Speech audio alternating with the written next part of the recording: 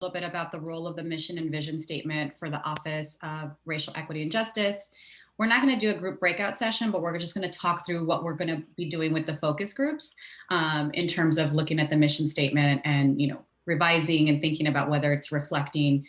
So we're going to reflect on certain questions. So we'll look at that with the mission and the vision statement, and then we'll take your input about it, and then we'll talk about what the next steps are. We can go to the next slide. Sure. Thank and you. just so people are aware, a member, Maria Ramirez, has now joined. Thank you. Yeah. And so we've looked at this timeline. We just wanted to make sure, you know, we keep you in the loop. So we've done our baseline meeting. We completed our Horizon meeting. Now we've drafted the mission statement. So the next steps are, one, we brought it to the ad hoc committee yesterday. We're bringing it to you to get some more input. And then we're going to be bringing it to focus groups. After that, we'll send it out broadly in a community survey. And so we're going to get input in various ways. Then we'll have the finalized co-created mission statement. Next slide. Next slide.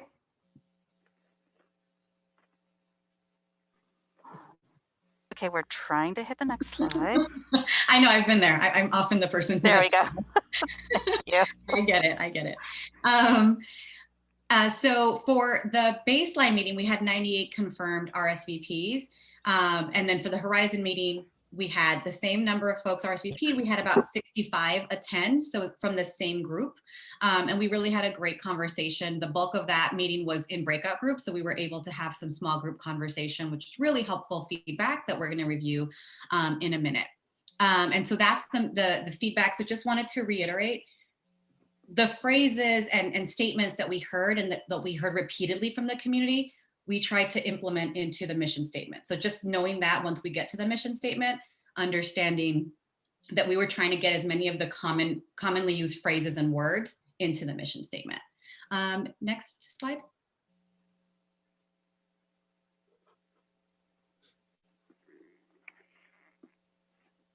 And then just as a reminder, when we did the baseline meeting, we taught, these are the values that came up. And again, they're in order of how often and how frequently folks were using it. So from the top, transparency, love, empathy, accountability, accessibility, and inclusion were the main values that folks were bringing up repeatedly. And then all the other ones in green as they get smaller are still words that were used, but just not as frequently as those top 5. All right. Next slide. Is Wendy on? If not, I will go on. All right. So we're going to go jump into now the Horizon meeting community feedback. So if go to the next slide. So here are the questions that we asked in the breakout groups. So we were in breakout groups of no less than, there was no more than 10 people in each group. And so we had them go through these questions. What does accountability look like for the office? Because we saw that accountability was a word that came up quite a bit in the baseline meeting. We asked, how can the office support healing?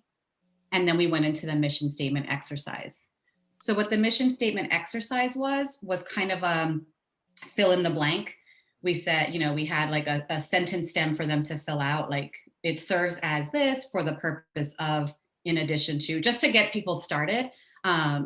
And just to see what folks were going to come up with. So that's what the exercise looked like. We can go to the next slide. So again, here are the words and themes that kept coming up when we were in these breakout groups. So I'll just give you, a couple seconds to look at those. And Jess, I'm here. I just wasn't able to unmute myself a minute ago. All right. Okay, so I'll hand it over to Wendy now. Okay, great. So yes, those are a synopsis of the themes. Let's switch to the next slide. The next few slides Jess and I are going to go over are essentially a synthesis and quotes from a lot of the notes we were taking, both from the conversation en masse, but also a lot of note taking from within the breakout groups. the themes that kept coming up a lot were accountability. And so we clustered those into accountability and communication, accountability and responsibility. And so we'd have those kinds of in clusters around accountability. And as you'll see, we kept getting more and more information than could be fit into a mission statement. So what we did in the end was coming up with a mission statement as well as a vision statement. And that speaks to a lot of these comments. So they were also about the office needing to have very targeted communications for particular groups in the community that have different needs, and also different needs for hearing from the office and understanding what the government in general, the county government in general, could be linking up to those communities. There were a lot of concerns around making sure that the community understood very clearly what the office was aspiring to do, goals, and also, again, the connection that the office would need to have and relating back to the community and updating the community about what it's doing. Next slide. Again, education came up here. So a lot of communities are in very different places with understanding what the government is able to do and what they can expect the government to do for them. And that is partly because of a lot of misinformation and misunderstandings about how the county government has been serving and how the county government has been participating in the lives and daily realities of people in the county. And often government in general, including local government, often has, created a lot of the barriers that this office is intending to interrupt and to transform. So there's a really great, clear need for understanding the expectations that people have of government and the reasonable demands they can make on it through this office. One very practical thing came up about just being able to, for communities to start understanding that the office is going to be changing things for them. So not just, frequently this was captured in the idea of not having research, but having it be an action-oriented. So when there's research, it's based on furthering action. It's not research for the purposes of research. So a lot of demonstration and underscoring of action-oriented. There were some things that were mentioned around tools that could create those educations, that could make those connections and updates to the community. People had mentioned an annual report or newsletter or something like that. But there's lots of options around that. Next slide, please.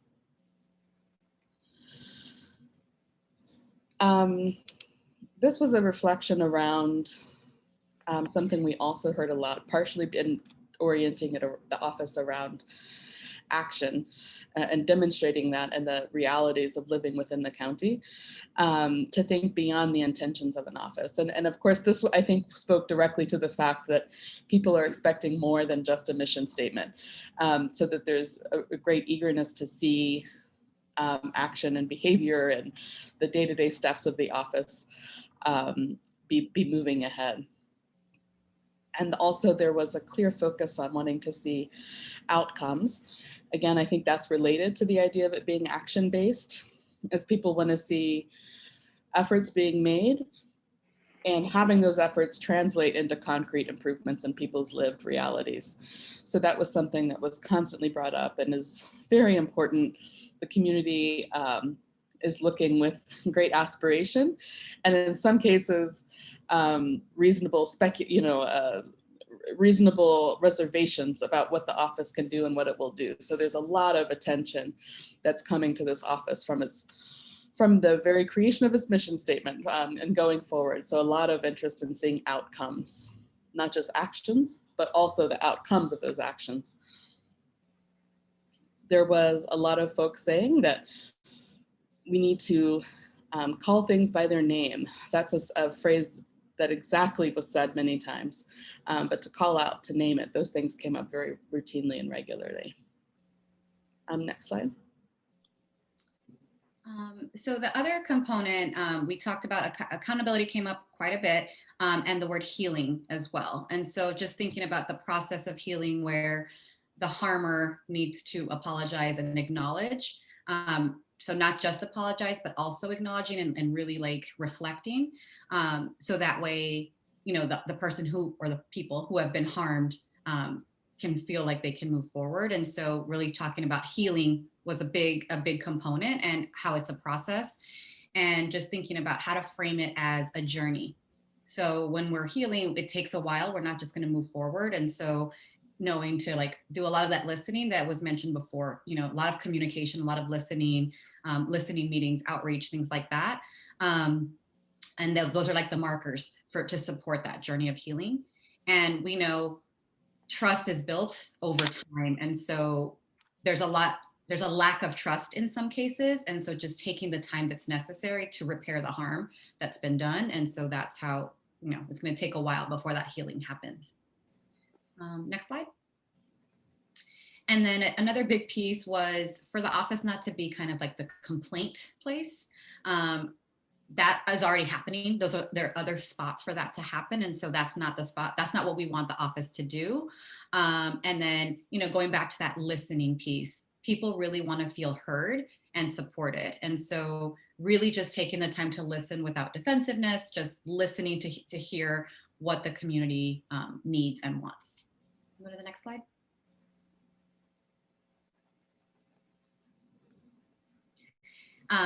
The other piece is dignity as well, right? So thinking about mutual respect, using framing and educational resources that the local groups are already invested in. So not like reinventing, we don't need to reinvent the wheel. And then thinking about a common vocabulary, which is really important to make sure that there's a common vocabulary. And then just trainings for everyone, staff and countywide. And then there's folks that are already doing this. So there's already people, let's like use those resources. And then acknowledge, again, coming back to that acknowledge piece, and then create a different structure to build out new policies and structures. So just really thinking about things differently. Next slide. And then the other addition is respect, right? So we've got the dignity and respect component. So the community really needs to understand. So it's all about that communication. The community needs to understand what the office is doing in order to hold the office accountable, right? They need to understand there's not a complaint center. That's actually not the role of the office. So really being clear. And again, that goes back to that communication piece and the listening meetings piece. Be very clear about what the office is there for. What are we trying to do? So not just defining it as achieving racial equity. What are those actions? What are the actions going to look like? And so again, coming back to common language, common definition, expectations about accountability. So just clarity all around, I think, would be the way to summarize that. Next slide. And then again, doing not a top-down approach, bringing people in to help them, you know, we talk about co-creating, bringing people in together to make these decisions.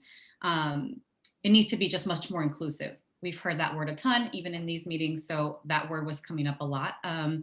And a part of the systemic change to be inclusive. The office needs to take action. Folks need to be able to feel heard and express themselves. And then they need to like know where these concerns are addressed. It needs to be action oriented, not just I heard you, but what's going to happen. Make the people in the community feel that they're worthy, what they feel is legitimate. It should be responsive, genuine, caring, willing to learn. Next slide. So the next few slides here talk about wanting to have a significant influence, the community wanting to have a significant influence on government that they've not yet experienced, or that many communities that we've had represented at the meetings have not felt that they've had in the past. And so what does that look like? So we were able to get a lot of feedback about what that means. And fundamentally, in working with a lot of other local governments and communities that have been historically excluded from the halls of local government power, the idea is that they want to have a greater control sort of their own day-to-day realities and making those, improving them for better outcomes for their communities, their families, their neighbors. But additionally to that, the idea of co-creating and getting to the idea of power sharing is that in addition having your community cared for and having seen it not be cared for in the past, there's an idea of inclusion and making sure that you not only have authority over what your community is experiencing and your community's reality, but you're also able to have influence in a government, and the government cares for providing for people throughout the county.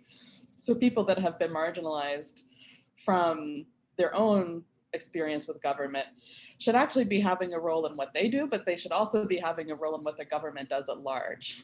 And so that was an interesting idea that's come up in a lot of other governments we've worked with. And in Seattle and Rockford, Illinois, we're working with now. They're also working on these avenues to be able to have communities care for each other, get what they need for their communities, but then to also be able to say we're being involved in government, period. We're going to be involved in what government does for everyone, not just for our communities.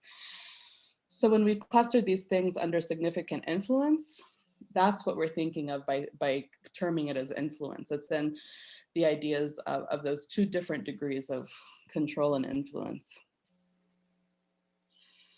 This has to do with staffing of the office. Some folks had said that we need to go beyond preaching to the choir or involving the people who are already routinely involved in advocating for their communities, but to really build out the body of people who are participating and advocating for communities within government. Next slide. So yeah, this again is reaching beyond the choir. It's not necessarily a series of studies of issues within the county, but it's actually a study and research around the county's performance and the capacity of the government to address those issues.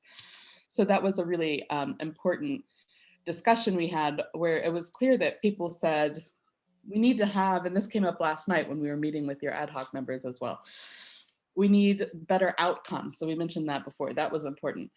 But does the office focus on reducing homelessness? Not really, that's not its task. However, because it's a conduit for having government better address those concerns, it can be studying the ways in which the county government has the potential to impact those, how the county government can be implementing an equity lens and holding other departments in the county accountable. So the idea then is to have the government really, have the office really focus on what its capacity and role is. And for if it's going to be taking on research to companion action, that's something that's appropriate. But again, it needs to be targeted to the change capacity that it's tasked with.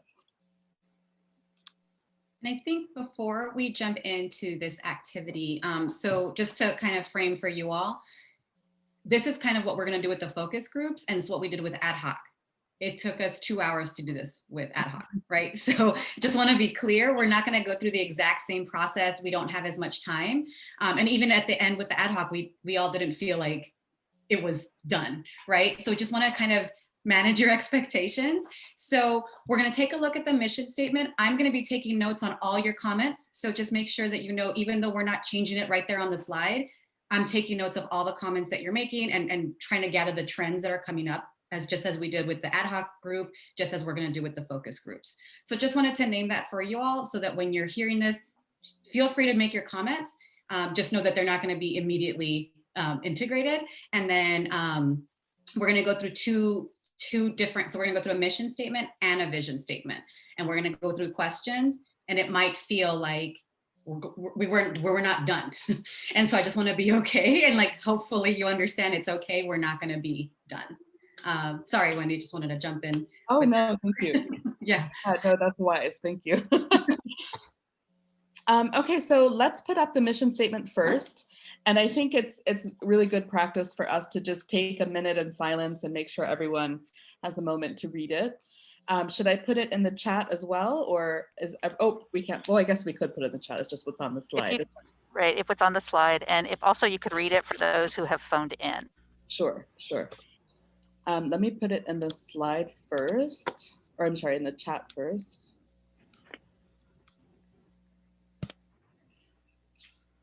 And I'll read it.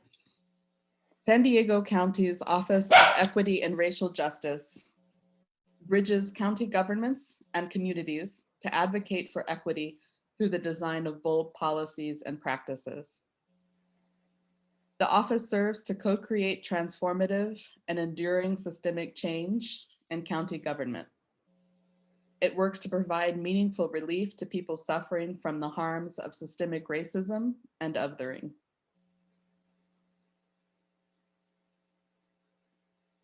I also think it could be helpful if when we switch to the questions, I can type the questions in the chat and then we can stay on this slide so that way folks can keep looking at it. I think that could be helpful.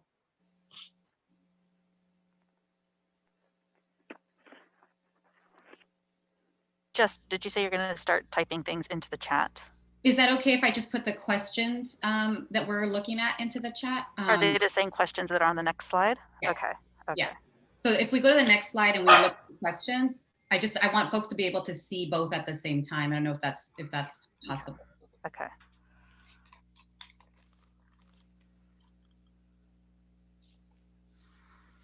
Okay, so let's move to questions. Does anyone need a couple seconds more to look at the mission statement?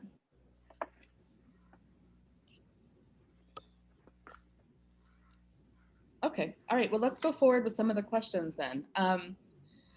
I want to start with the third question, just because it's something that came up in the conversation last night with the ad hoc committee, so I kind of want to start there. So the mission statement specifically mentions groups that are othered in that last phrase. What does that mean to you? And I'll read that last sentence where that comes up. It works, meaning the office. The office works to provide meaningful relief to people suffering from the harms of systemic racism and of othering. What does that mean to folks? And I will go back to the prior slide so they can see that in the context of the mission statement. Great, thanks, Claudia.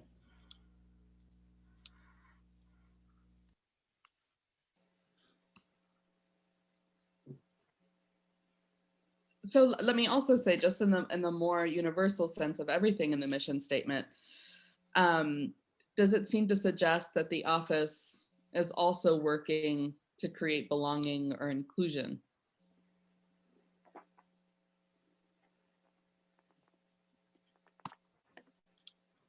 I believe we have Member Travis Peterson's hand up, if I caught that correctly. I actually put it down afterwards, sorry.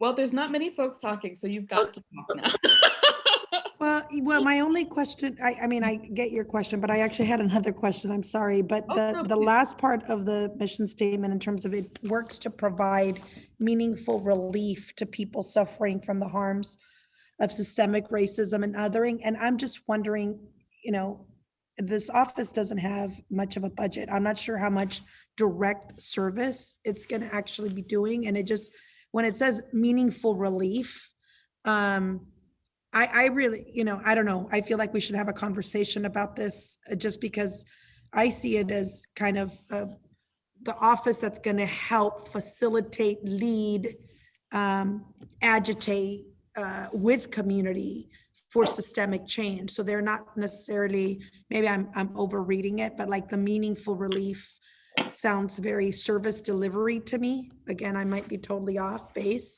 And so that was just something that caught my attention. Thank you.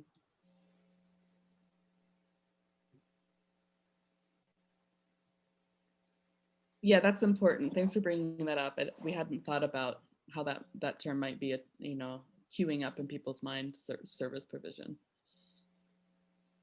And we also have some additional hands raised. We had Member Evans and Member Perez. Okay. For me, and of othering makes it sound as if that's going to be secondary. And I thought this office was going to focus, from my perspective, on all aspects, but to say systemic racism and othering makes it sound like the second part is secondary. And if we're talking about equity, then it needs to be primary. Do you understand what I'm saying? the office is the Office of Equity and Racial Justice. In fact, equity is even before racial justice. So some kind of way we need to make systemic racism and of othering as one collective word or words. Mm-hmm. You know, and I had proposed the harms of systemic, bigotry, is that's more inclusive of everything. And Commissioner Perez, did you have another comment? Yes, I was just going to say just a couple of comments. I agree on meaningful relief, and I don't know if it's because I'm a financial person, but yeah, I kind of took it more as that could mean that, oh, we're going to help you, in this way. So yeah, it sounds like definitely some sort of delivery there. If that's what it's meant for, that's fine. And then my other comment is on just the word othering. It was a new concept to me, and obviously introduced here in these meetings and by this team. So now I understand it, and I understand where you're going with it. But if this is going to be public, are other people also that haven't gotten that education also going to understand othering? So just those two comments. Thank you.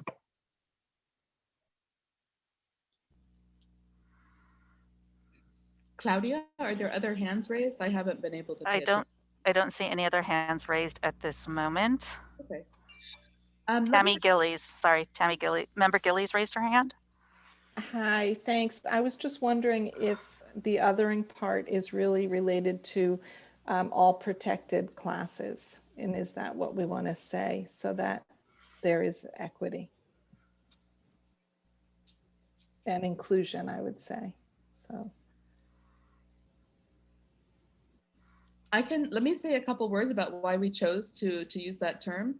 And then I think it's really useful to hear from all of the commissioners, because this was a subject of conversation twice over now in conversations we've had. So we said systemic racism and othering, so that we're able to, first of all, respond to an overwhelming sentiment from community members that racism itself, based on race and skin color, needs to be called out and identified, both as part of healing and trust building, but also because it's responsive and accurate to how marginalization happens in the United States.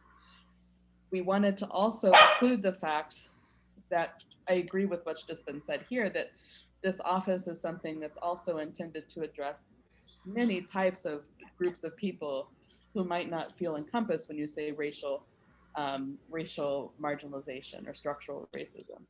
And then that's how we describe it, the institute of being ways of othering, which again, and our explanation is talking about the way race has been used as a force of othering. Different kinds of identity have borrowed that structure, kind of rerun that othering on many different groups of people, many different kinds of difference. So we were adding othering there in a way to respond to the fact that this office has the great ambition of working on all types of marginality. So it was a way to both respond to community needs to call out and name it, and then to also respond to ways of healing other sorts of difference in different communities. Member Choi has his hand up also. Yes, I just wanted to respond to the comment that Norma made about trying to be careful about the provision of meaningful relief, and whether people would assume that that's direct service providing. And if I read it in the flow of the statement itself, it does make sense, because obviously if we are designing bold policies and practices, and if we're genuinely co-creating transformative and enduring systemic change, there will be meaningful relief. But right now it's hard to imagine in the short term, because of the budget constraints, whether meaningful relief is in fact meaningful. And so I know aspirationally there will be conversations statewide about reparations and other really bold practices. But in the meantime, I wonder if there is a better word than the verb provide, so that we don't get ahead of ourselves if there isn't actual financial relief or other services. But at the same time, we also understand the county as a whole does deliver service. It's the biggest service delivery entity in the region in terms of all the budget on health and human services. So if the office is actually designing those policies in conjunction with the other departments, then this statement will then be impactful and actually meaningful.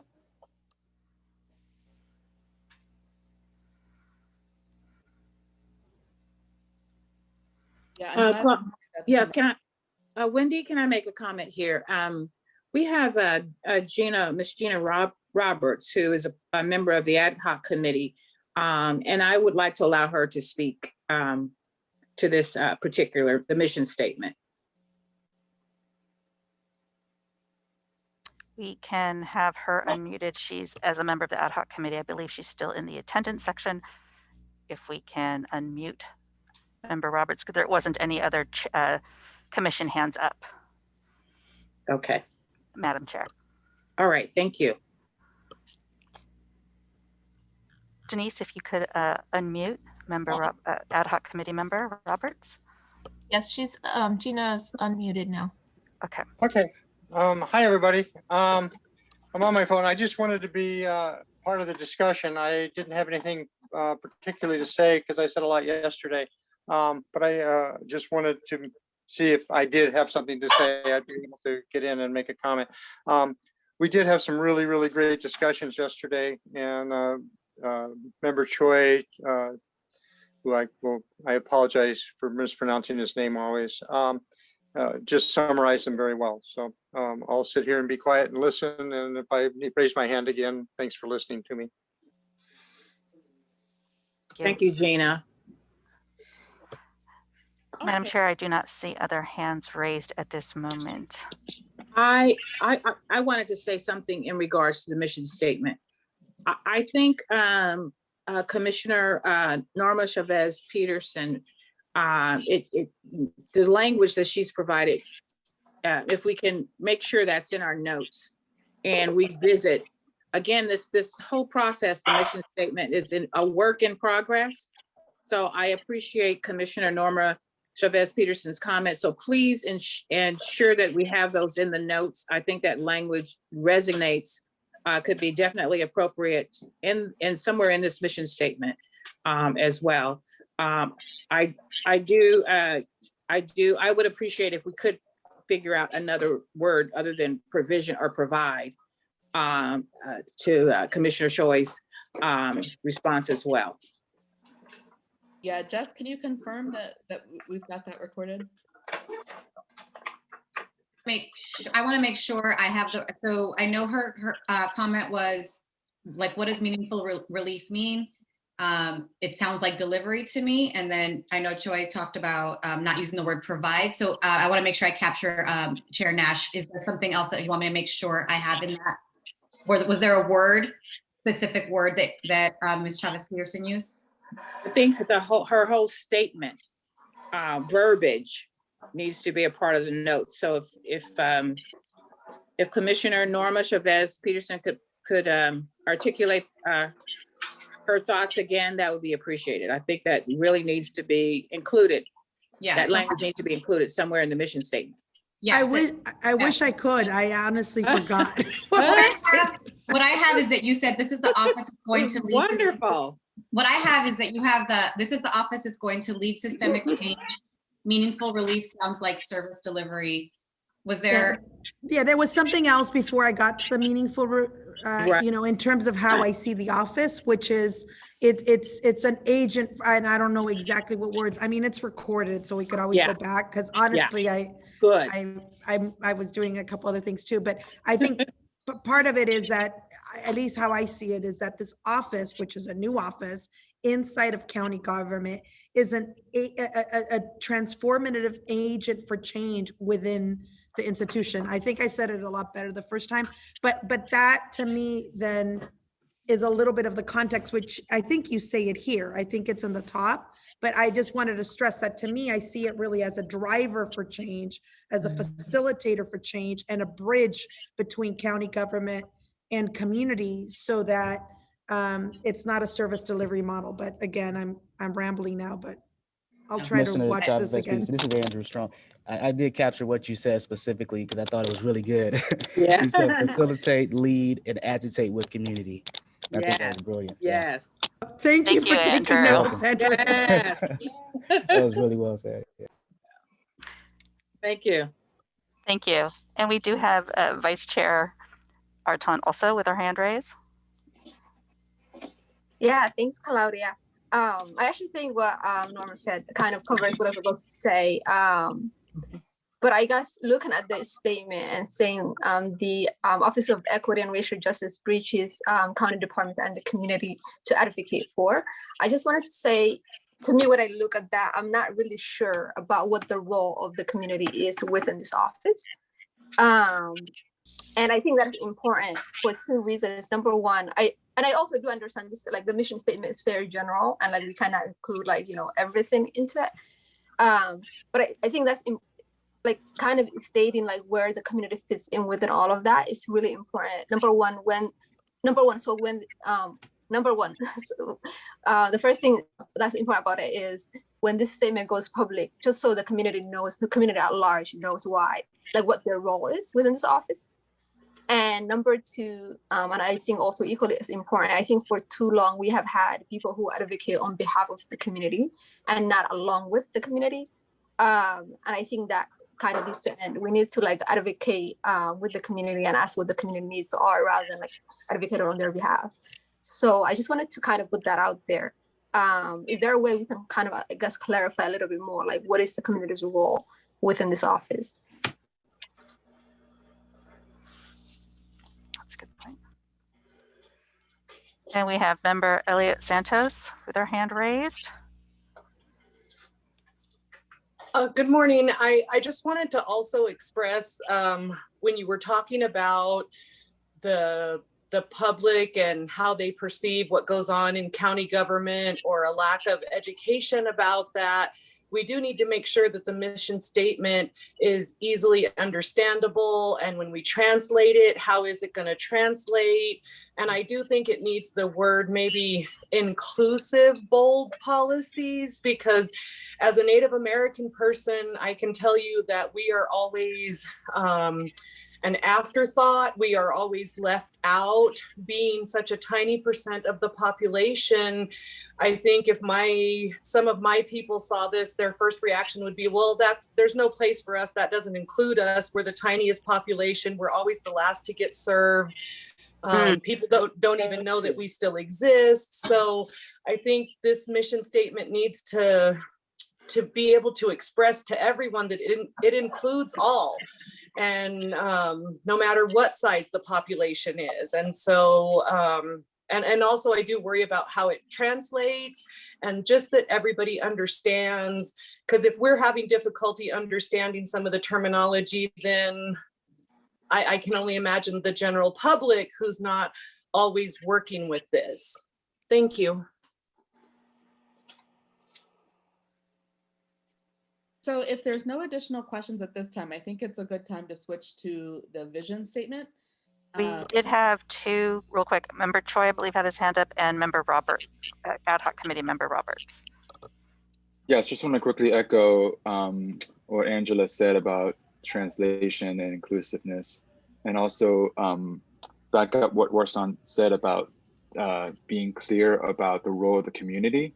So I was in the HACA committee, and we did discuss kind of the first sentence, which is clear about bridging county governments, and that's exactly what the office should be doing in terms of working across the different government structures.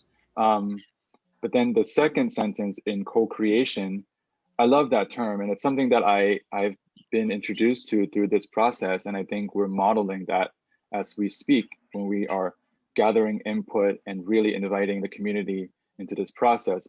But it's not really out front here in the mission statement. So I just want to suggest, being clear about the office is actually working with the community to co-create. So the co-creation cannot happen without the community. The office itself is not going to be dancing it by itself. It has to dance with the community. So the co-creation in here, it has to be clear. So I just want to echo what Warsan brought up to make sure that it's front and center there. Thank you. And Ad hoc Committee Member Roberts had a hand up. Is that working? I'm sorry, I'm on my phone, so I can't tell. I just wanted to echo that in our meeting yesterday, we very adamantly went over that translation issue.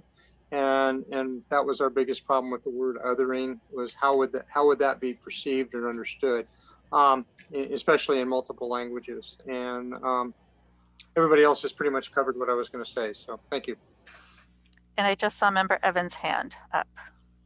Thank you. I'm in agreement with what's just been said, but I'm looking at the second paragraph.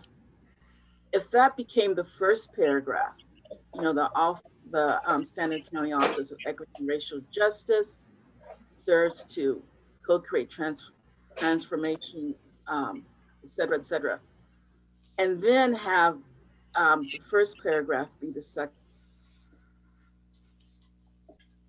I think it presents a more forceful.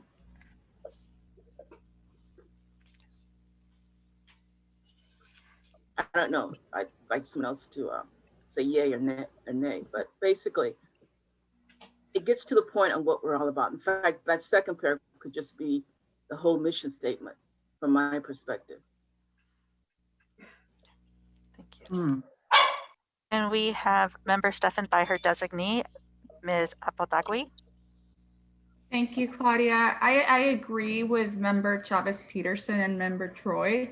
The last sentence and the word relief sounds very much like maybe like some sort of a grant or something directly related to resources. So I was going to suggest maybe thinking about adding the phrase equitable access to government, because that's something that it sounds like we're trying to do, to create the policies and practices so that everyone, regardless of their race and different group belonging, can access their government in different ways, be it grants, be it contracts, be it different, you know, just either be heard. So that I wanted to just put that out there.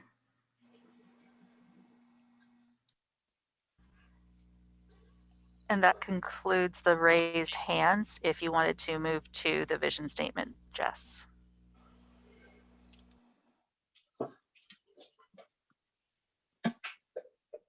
Given the time we have together today, I think we should take a look at the vision and maybe take a couple comments.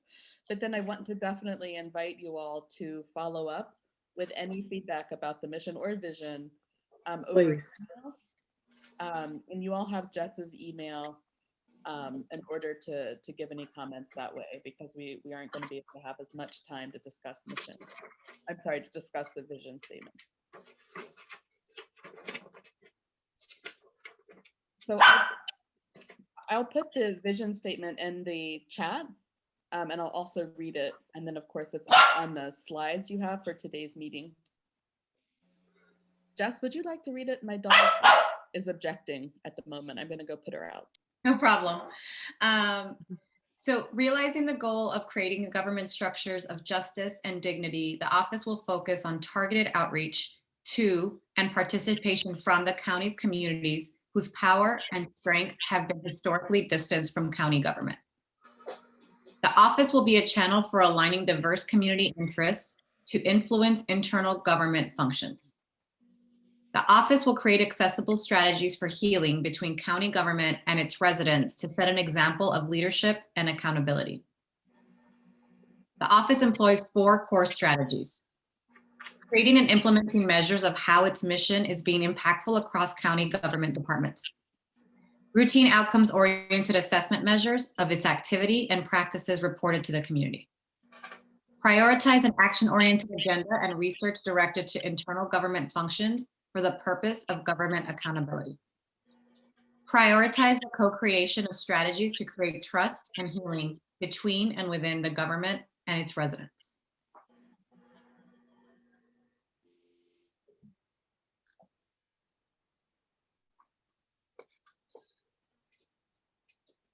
I can drop one of these questions, I think we can choose one of the questions, Wendy. You can let me know which one and I'll just drop it in the chat so we can go back to the slide with the vision statement. Yeah, that sounds great. Similar to the mission statement discussion, we can take comments as they come, but I think one of the grounding questions that we can maybe start with, and I think how does this statement support and provide direction for how the office will start to realize its mission in the next months and the following year?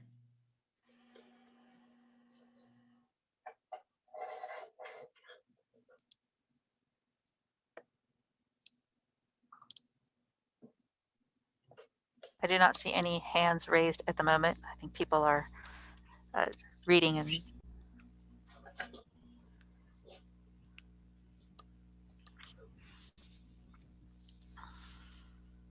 and Claudia, can you just time check? How much time do we have left total? less than 10 minutes. That's what I figured. Okay. Yeah. I have a question as for clarification. The statement realizing the goal of creating the government structure, is the goal the mission statement?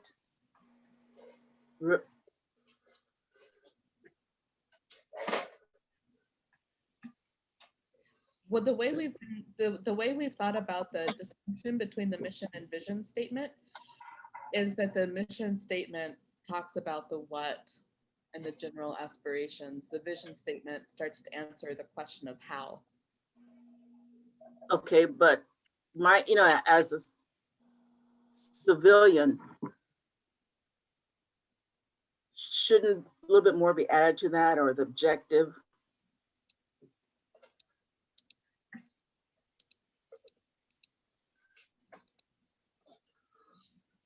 So you're thinking the word, the goal, GOL, throws me off. Okay. All right. I know we want to create a government structure of justice and dignity. Can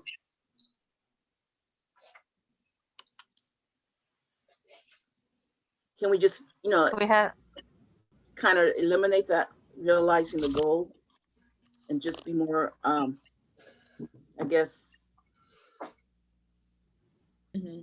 more dynamic, or for want of a better word.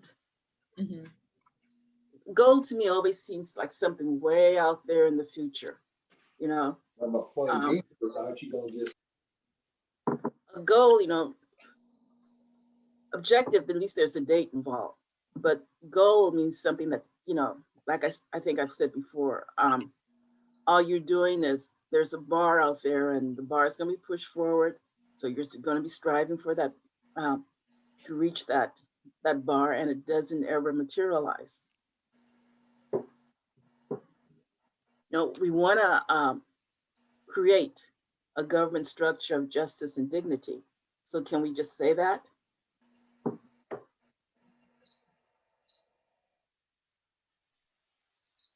And we have member Anaya with his hand raised. Morning, everyone.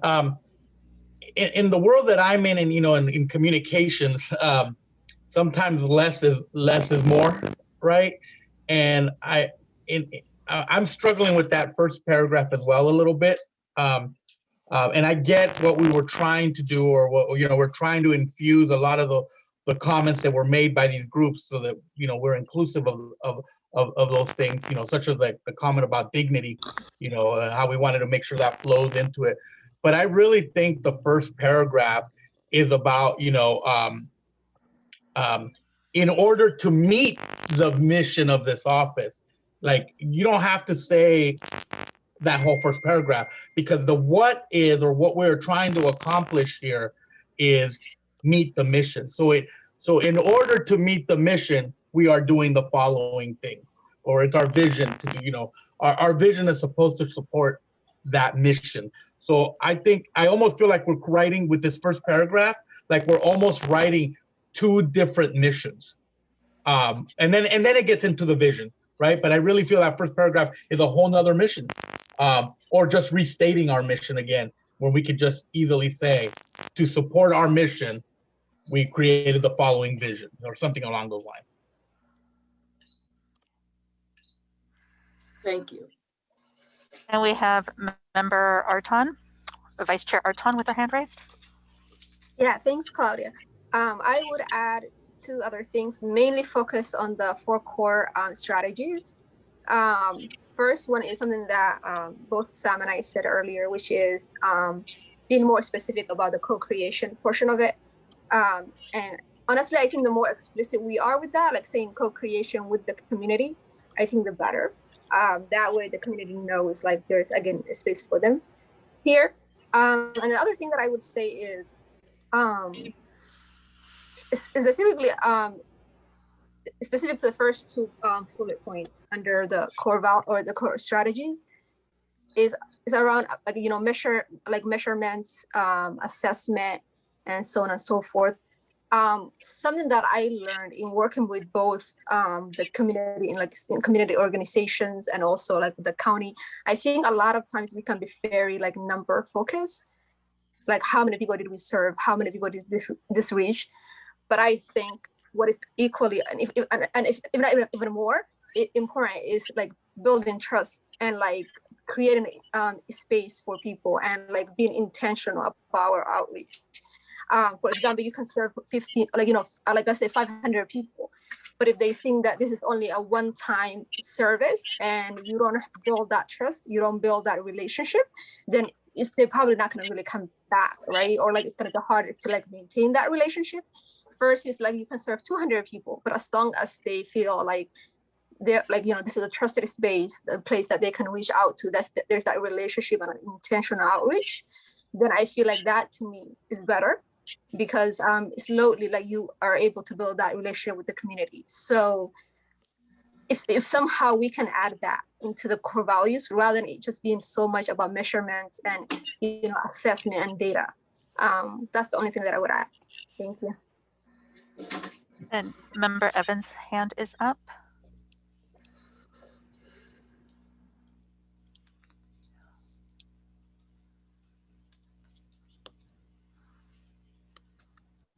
Member Evans, you're on mute. I'm sorry. Thank you. Okay. I have this is just for me, just grammar. You're using its, ITS. Can we, instead of its, because it makes, again, it sounds like it's out there, could we use our? And for the second bullet, our activities and practices. And then like its residents, could we have our residents? And our in the first bullet, our mission. Otherwise, because, you know, it gives a little bit more ownership to the community. You know, it's instead of like, it goes back to otherings, you know, like it's those folks, you know, it's not me, it's those folks that are going to profit or benefit from this. No. I think personally, to give ownership, you know. Mm-hmm. And I know this is going to be frustrating for you all, but we're out of time. And so I know that we feel like we haven't said everything. Flavia, is it okay for me to drop my email into the chat for folks to send other recommendations or suggestions? If they want to provide you their comments, yes, they can email you directly. Yeah. And the vision statement, I think it's worth repeating. The mission statement is the primary matter, and the one that will be coming back before them. The vision statement is something that can have some ongoing iteration and discussion also, separate from, to build on the mission statement. So there will be more opportunity in regards to this discussion too. Yeah. Can we go to this? I think we're almost at the last slides, just to give them the next steps. Yeah. Okay. So just as we mentioned, as we know, we wanted to really get into this. We wish we would have had more time. So we're going to have a focus group next Monday, where we're going to be doing the same activity. And following that, we will send the draft that we come up from there out to the community. So right now it's being translated. then it's going to get circulated by next Friday. And so that's what we want to make sure that you're sharing that broadly with your network, because we want as many people as possible to get this survey. I think that's everything. So do you want us, can you hear me? Yeah. Do you want us to add more names, or? What we'll do is we'll just, I believe, Claudia, if I'm correct, we're gonna send the draft coming from the CAO's office. And then when you get that email, you can forward it to as many people as you want, like forward it to all your listservs, all the people that you have in your email, like just forward it as broadly as possible. That's correct, right, Claudia? Yes, so all the names that have already been provided, the survey will go out to. We will also send it out to the commission members so that you all can send it out to your vast networks. And we'll also make it publicly available on the web page. So there will be multiple avenues to respond to that survey. Thank you. Thank you. And thank you all. Thank you all for your comments and your input. Really appreciate all the things that you all came up with. Member Anaya has a hand up. Yeah, just a quick question on that letter that's going to be sent out. Is there any way along with that letter to get something that might be graphically appealing that we could share either on social media or on or in newsletters that, you know, it's not just a bunch of text, that we can help to drive people to that? We can look at that. We can talk to our communications and see if we can put something together quickly in the interest of time. Yeah. Thank you for that suggestion. Well, thank you, everybody. Madam Chair, we are ready to introduce the next agenda item, if you are ready. Yes, let's go ahead. Item 6. Item the 6. Presentation. The presentation? Okay. Yes, please. Yes, the next item is a presentation by the Sheriff's Department. Okay, I'll Sheriff take it. Gore will Great. take it from here. I got it. Thank you. Thanks for the opportunity to do this presentation today. This is a preface to the presentation. I want you to know these are general guidelines and principles we use for policing a protest.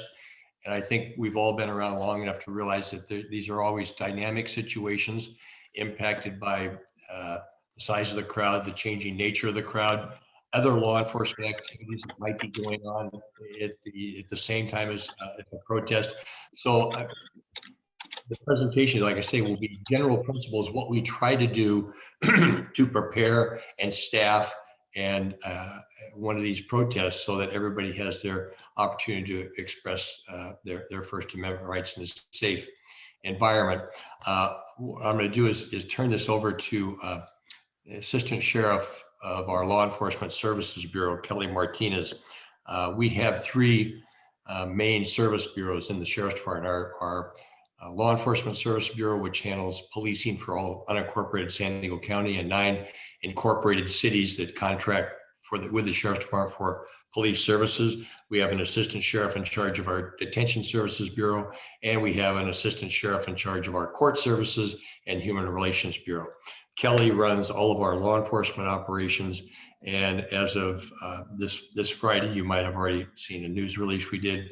Kelly will be the new undersheriff of San Diego County. She serves as a number 2 person just under the sheriff, as her title would indicate.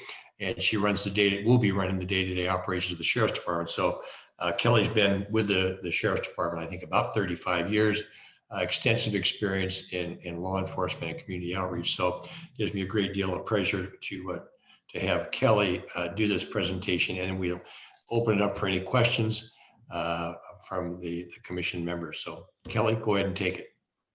Thank you, Sheriff. As you said, I'm just going to give you sort of a general overview, and I'm open to questions. If you have questions as I go through the presentation, please feel free to raise your hand. And if I don't notice you at first, to speak out. So our response to protests, and this is really demonstrations or any expression of First Amendment right expression, is really to protect those First Amendment rights of all the persons who are gathering to express their grievances or opinions, or just bring something to the attention of the public. So we have the responsibility to the public to protect lives and property of all people. And it's accomplished in a number of ways. We really try to communicate with organizers. We do a lot of planning if it's a pre-planned demonstration that we're aware of in advance. We have leadership and a leadership structure of our response at all of these events.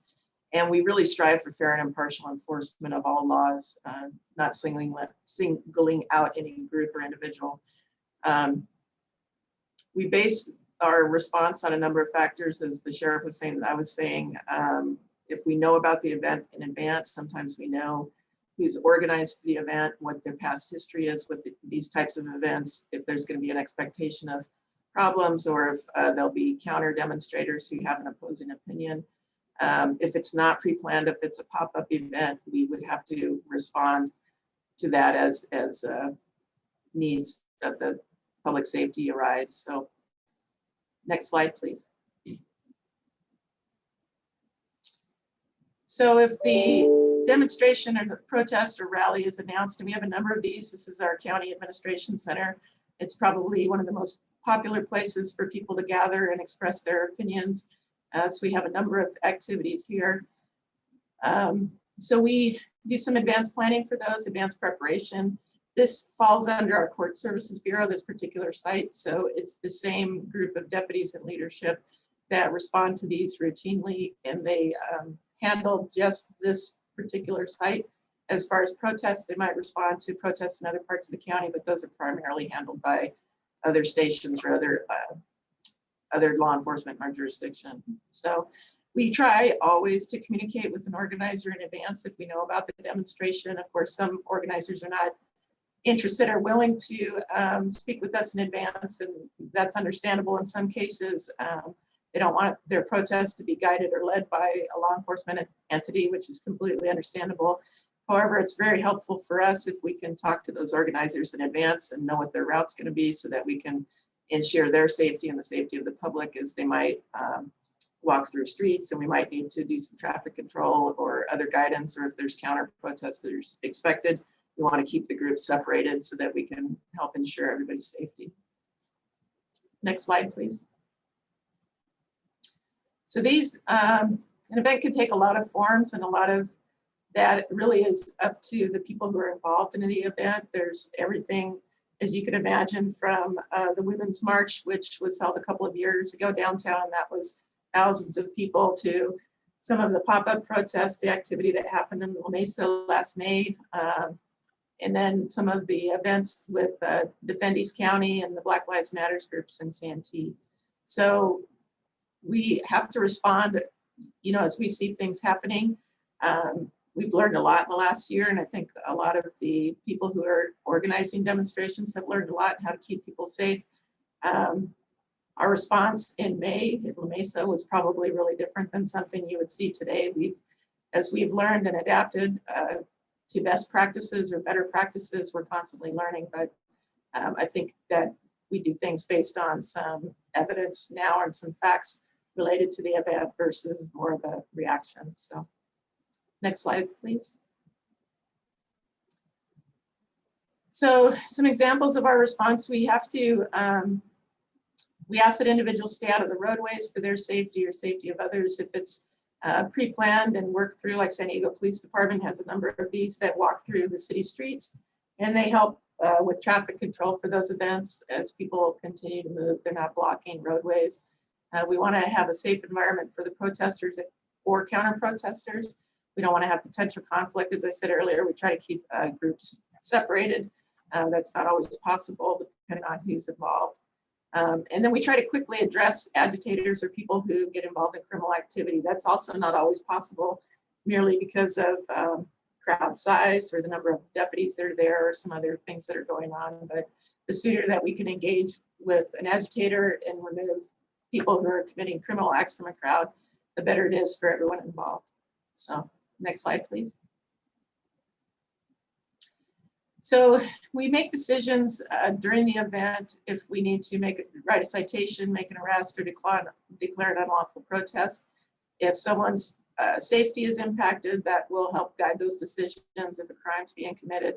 If there's a clear and present danger of a riot or disorder, interference with traffic, or some other threat to public safety, We've all seen instances of that on the news. So we do the best we can to ensure the safety of the public, ensure the safety of people who are demonstrating, and also the safety of our officers and deputies that are on scene.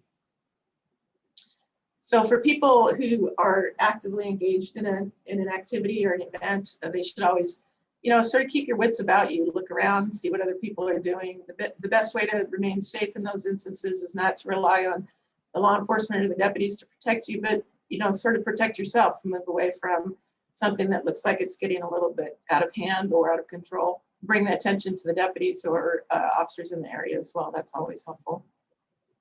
Next slide, please.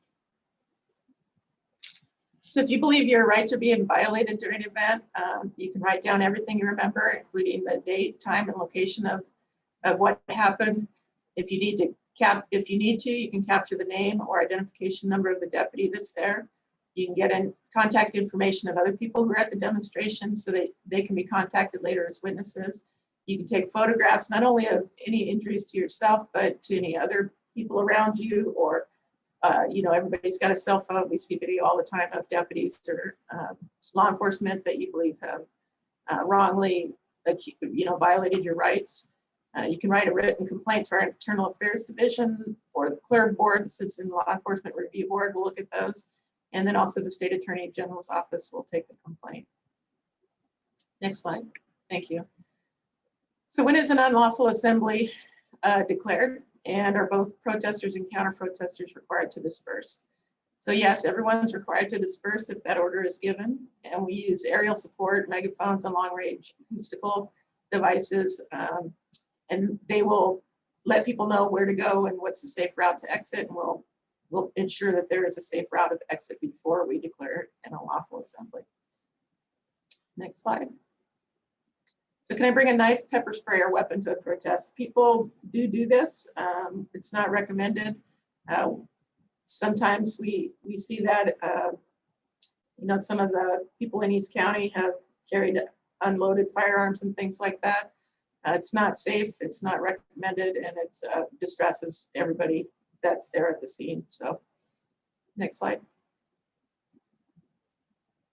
And how do I know groups are not going to turn a protest violent? You really don't, unless you're part of the planning for that activity or you see it occurring around you.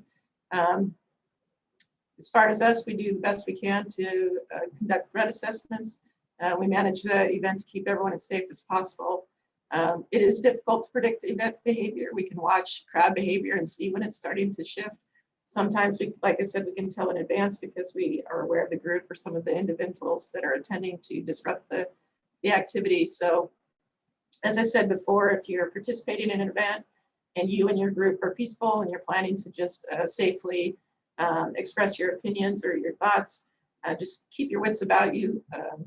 If you overhear something or you see that something's shifting, that's the time to kind of separate yourself from that activity.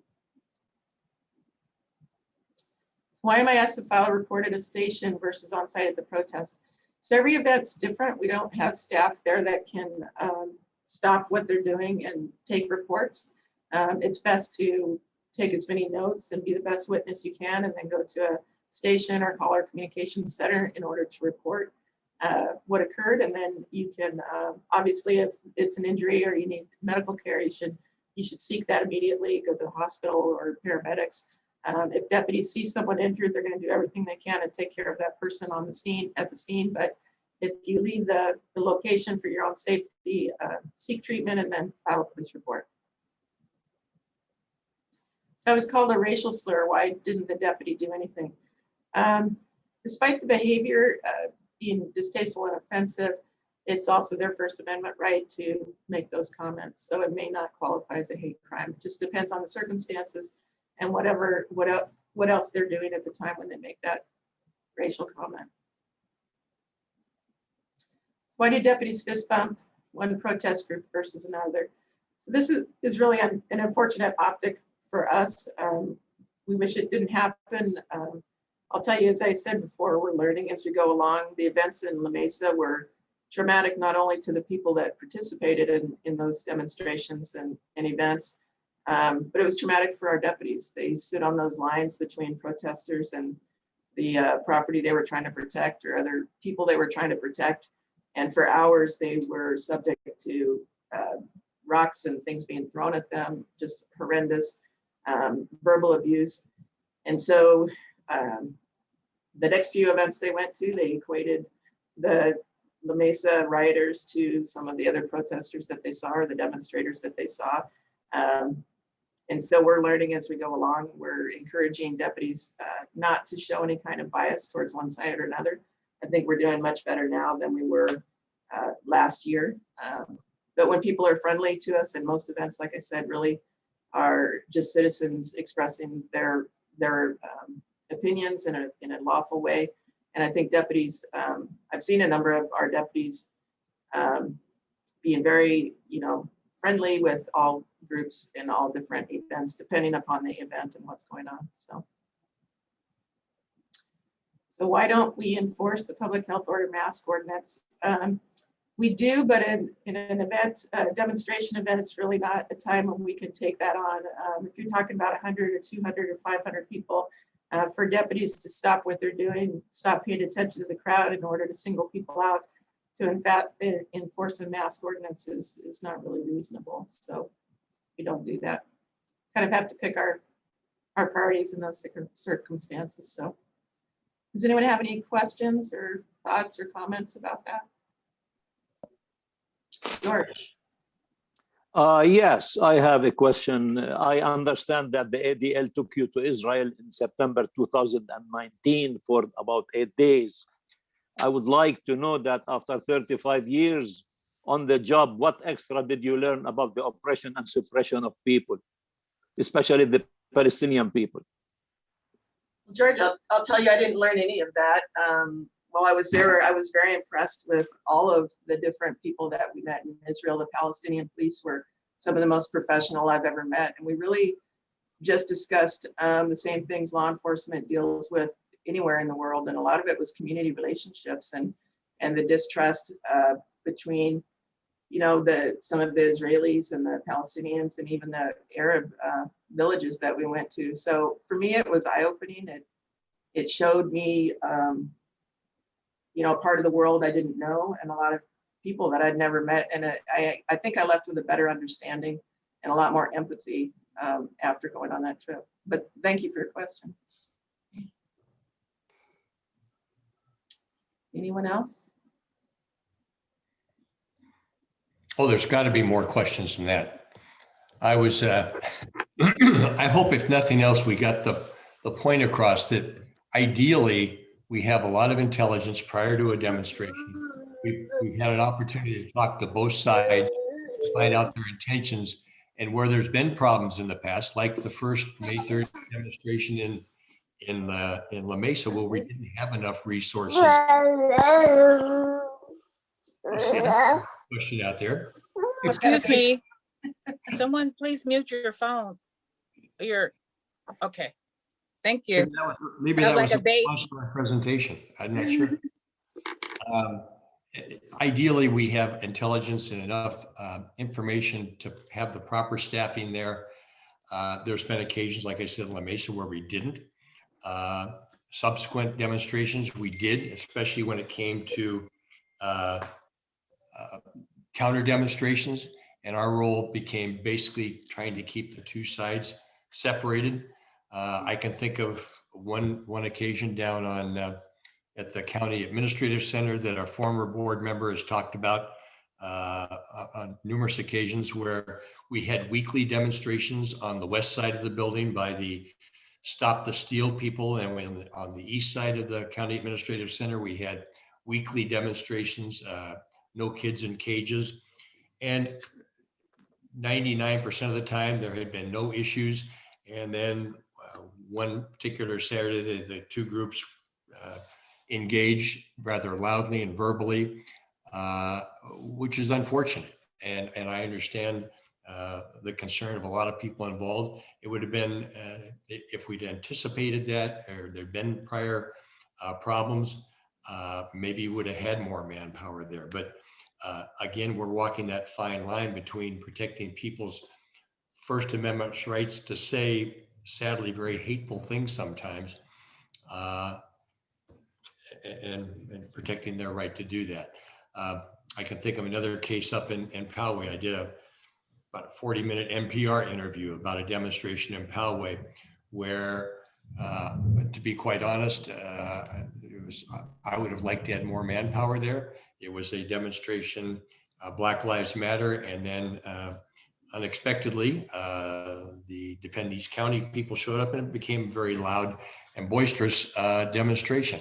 And towards the end, interaction between the two groups, we had 3-4 deputies at the time at the scene. These had been weekly demonstrations.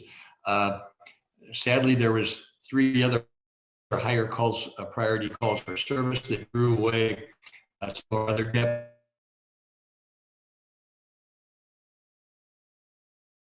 The dynamic situation that our deputies find themselves in on a weekly basis in these demonstrations. That's why it's so important to try to develop.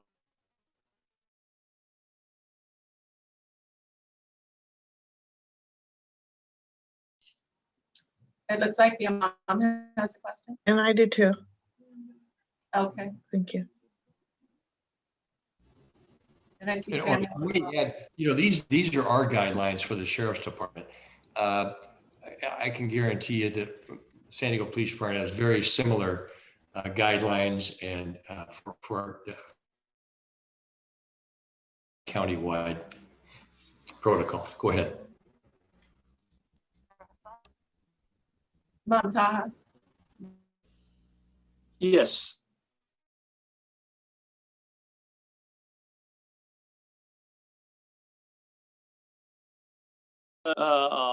Sensitivity training that you are providing your officers on a regular basis or continuous basis, and what are the communities that you believe your officers need to learn more about in order to show sensitivity and respect when they interact with?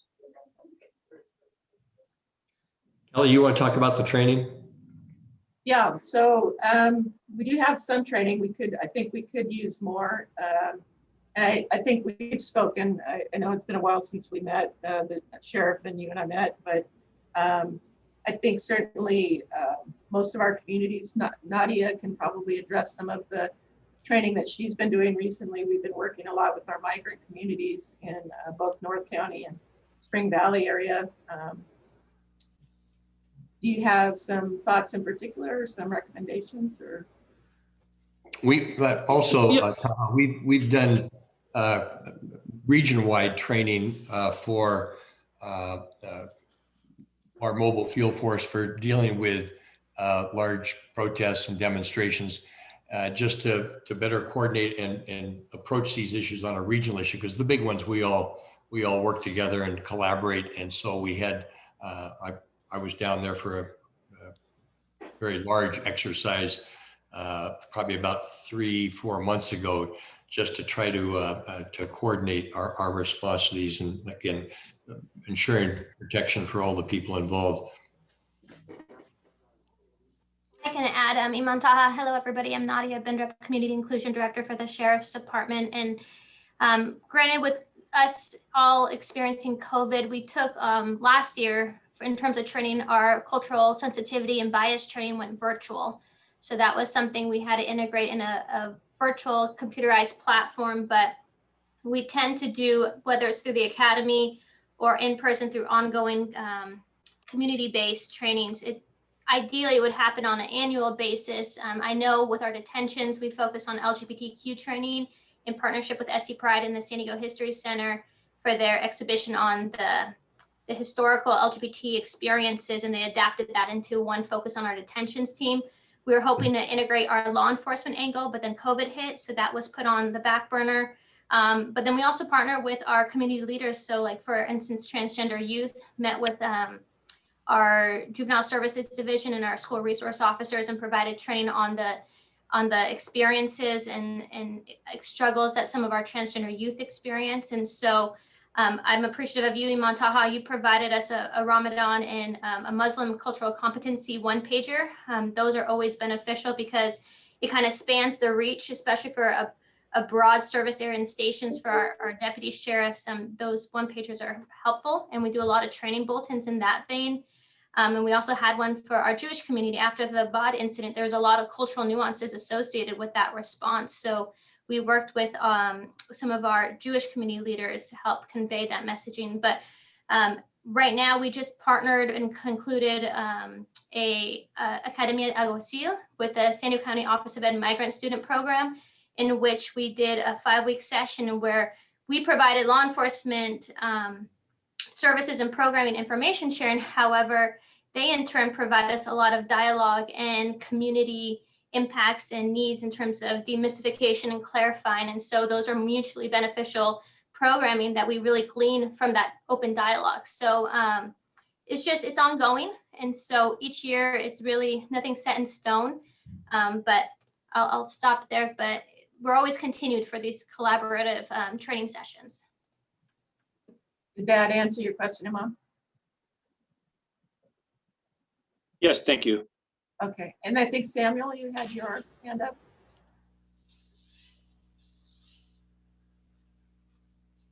We also had member De Los Rios and Anaya following. Member Anaya. That'd be member Troy.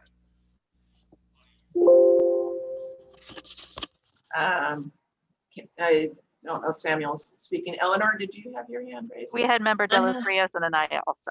Oh, okay. Whoever would like to speak first, go ahead.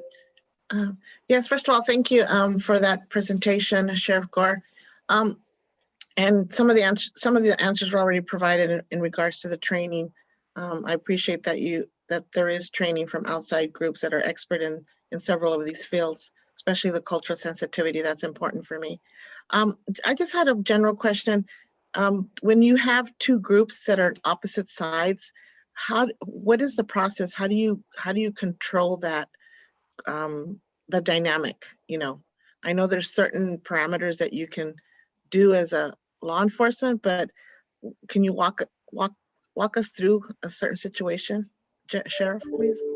Well, I'll start off and Kelly can jump in here. Basically, a lot of times you just physically position yourselves between the two groups.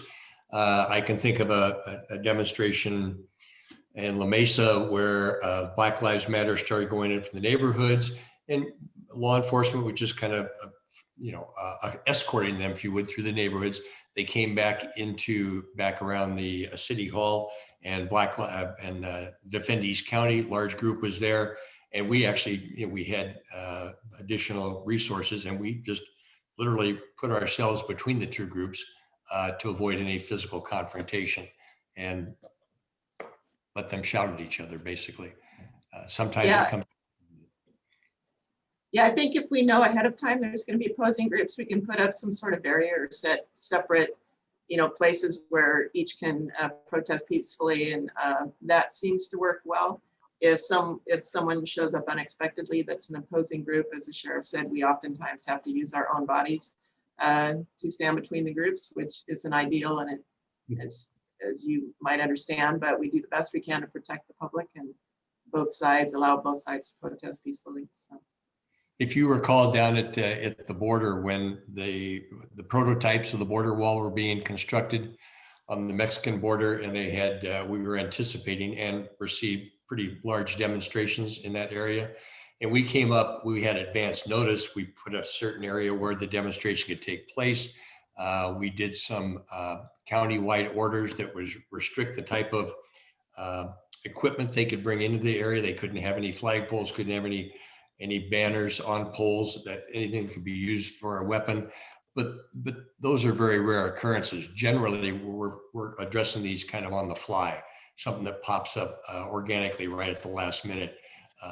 And that's time and intelligence is on our side, but frequently we don't have that.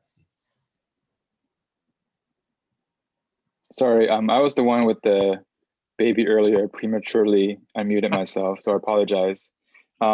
But I do want to follow up on this discussion, appreciate the presentation, and I understand all of our law enforcement officials are doing their very best to stay neutral in these very, very,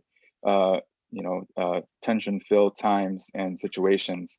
And the optics of the officers fist bumping a particular side I know that's a concern that's been raised here in the commission before in other instances. And I was wondering if there is evidence where within law enforcement, there could be either connections or either sympathies towards a particular ideology, especially when it comes to all the things that we've been learning since the Capitol insurrection. Is there any evidence that law enforcement has any connection with these extremist groups? And what, if so, what is the Sheriff Department doing to make sure we can weed out those elements within law enforcement going forward? Yeah, I'm not naive enough to think that all my deputies, they have different political views. I mean, I've got probably declined estates, and I've got Republicans, and I've got Democrats, and I'm sure I'm all over the political spectrum. Having said that, we have not had any of our deputies who have participated in any of these demonstrations. None of them were involved in any of the activities we saw on January the 6th in Washington, D.C. And I know there have been sporadic instances around the country where there have been law enforcement people involved. We would take it very seriously, and it would not be tolerated. Acts of violence, domestic violence. Now, again, somebody expressing their First Amendment rights, and they might be big Trump people, they might have been Biden people, but that shouldn't impact the way they police our communities. And if it does, we would take that very seriously. We'd do an internal affairs investigation and take the appropriate action, whether it be reprimanded all the way up to the dismissal if it was serious, serious activity. Thank you. We had member Anaya followed by member Evans, I believe. Thank you, Sheriff Gore, for the presentation, and Deputy Sheriff Martinez. Thank you. I can't imagine how difficult doing this very dynamic work is. When with so many variables and so many things going on, and at the end of the day, you're dealing with people, both your officers, and then people with different opinions. I mean, it's just so dynamic and so varied that I can't even begin to imagine how complicated that is to manage, right? However, I think the word that was just used by our other commissioner here about optics, I think is key right now in what we're dealing with. And kind of tying this back to the conversations we've had in this committee, everything ends up turning at some point into a them versus us, or a he said, she said, especially when we have some issues, right? And we can't seem to get to a resolution. And like what we've done here is we forwarded things to the CLERB, committee to review and analyze and come back with some kind of, response, right? But again, we're dealing with people and people's opinions, and quite honestly, those are very subjective, right? And depending on what you see, has the department considered, or do they? I mean, you may already do that when there's large protests or even smaller protests. Do you work with any type of like third-party observers that come and stand back and look, and then how is that information from these third-party observers brought into conversations when there is an investigation about those optics and about that impartialness? Is that something that's been considered? Is that something that's done? I'm just very curious about that, because it's almost like we need that trusted third independent voice to really say, hey, hold on here. We did see something right, because many of the times our officers are doing something right? But at the same time, we didn't see something right. Maybe they shouldn't have done that. And it takes that third independent voice. So thank you. To answer your question, no, we don't have a neutral third party that oversees. We have neutral third parties that receive complaints of allegations of misconduct, but no, there is no third party to oversee it. Now, I think it's important that all of our deputies have body worn cameras on, and their instructions are to activate those if they're at any demonstration. And that's frequently our best intelligence we have. We hear what was said, we see what was done, and that's reviewed on a regular basis in response to complaints. I can think of the one at the CAC that I was talking about earlier, where the Stop the Steal and the Kids in Cages demonstrators came together, and it was very heated, and it was all on body recorder. And as things kind of quieted down, somebody, our deputy, was on the steps on the east side of the county administrative center, and one of the demonstrators from the Stop the Steal group ran up the stairs, up to our deputy, thanked him for his great service, and gave him a fist bump. Now, and I well, okay, what's that deputy supposed to do? Get out of my face, get away from me. Yeah, it's those situations, and yet I'm sure to other people that saw the Stop the Steal people run up to our deputy, thought, well, that's completely inappropriate. I'm not sure what the response of my deputy should have been, though. And that's what we confront all the time. And we're trying to talk to our deputies and train them about the optics of every situation and how what they do and how what they say is perceived by both sides of these very hotly contested issues. So I understand what you're saying, and we're just trying to do it through education. But there is, short answer, there is no neutral third party out there policing us. And we had Member Evans and Member Vice Chair Arton. I didn't have my hand up, but okay. I would like to say thank you for the presentation. And in regards to who's going to police the police, again, it goes back to trust, and it goes back to mutual respect, as you know, and just knowing the community. And personally, I would like to see a more diverse sheriff's department, police department, law enforcement department. And I think that would help a lot. Thank you. I understand that's been a priority of ours to really reflect the communities that we serve in our racial makeup of our department. I think I'll put my record up against anybody in the counties as far as Black deputies, Latino deputies, Asian Pacific Islanders. Our numbers are really good. Where I'm challenged right now, and we all are, and we're aware of and working on it very hard, is to get those deputies from communities of color into command positions in the sheriff's department and get them promoted and identify them, put them in positions where they are the future leaders also. And it's just difficult. You don't go from patrol deputy to lieutenant, captain, commander, assistant sheriff overnight. It's usually a 15 to 20 year journey, and to promote somebody before they're ready is a disservice to them and disservice to the county. So we're working on that. Our numbers, as far as overall numbers, are good. Our challenge is to get these people in the leadership positions.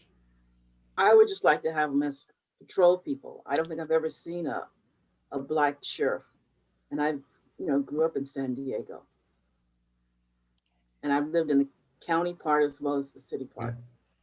Yeah. I'm sorry, they're there. Sorry. Yeah. Vice Chair has her hand up.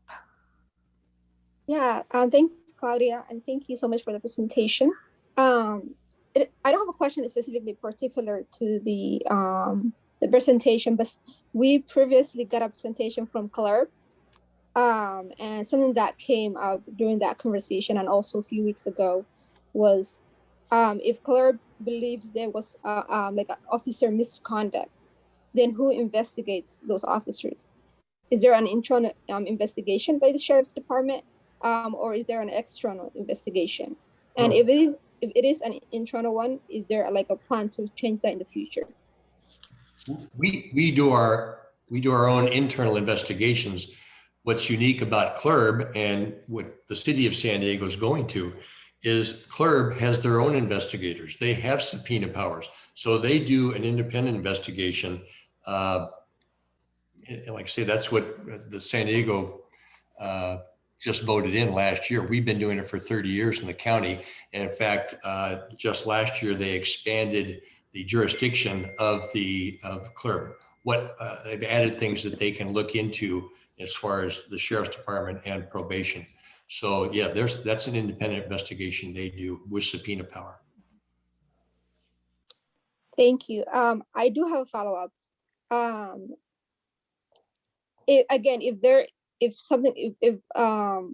Based on that independent investigation, if they do find that if they do find that an officer was in the wrong, then who implements what is it called, like the consequence that that officer should face? Is that clerk or is that the sheriff's department?